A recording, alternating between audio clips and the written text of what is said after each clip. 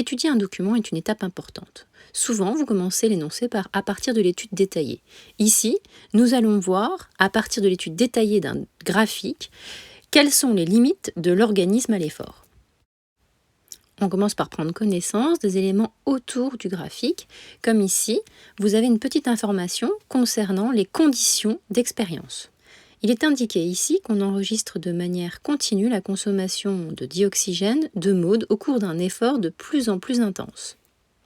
Dans un premier temps, on commence déjà par lire les titres des axes de ce document. On peut utiliser différentes couleurs et entourer sur le document les informations. On voit en axe des ordonnées que c'est la consommation de dioxygène qui est mesurée. Et en axe des abscisses, c'est la vitesse de course de l'effort. On a donc un graphique qui montre la consommation de dioxygène en fonction de la vitesse de course.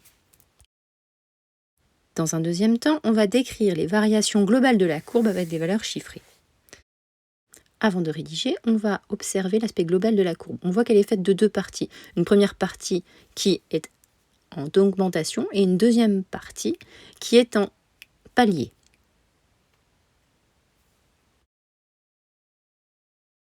On peut noter quelques valeurs importantes, comme par exemple à 0 km/h de course, on voit que Maud consomme 0,5 litres par minute de dioxygène. Tandis qu'à partir de 12 km/h de vitesse de course, elle consomme 2 litres de dioxygène par minute. Et c'est la même chose quand elle est à 17 km/h de course. Après ce premier travail préparatoire, on peut donc commencer à rédiger et répondre à la question posée en utilisant le document. Ce document est un graphique qui montre la consommation de dioxygène en fonction de la vitesse de course. Je vois dans un premier temps que lorsque Maud ne court pas, c'est-à-dire à 0 km/h de vitesse de course, sa consommation est de 0,5 litres par minute de dioxygène. Puis, plus sa vitesse de course augmente, plus sa consommation en dioxygène augmente. Si bien qu'à 12 km/h de vitesse de course, elle consomme près de 2 litres de dioxygène par minute.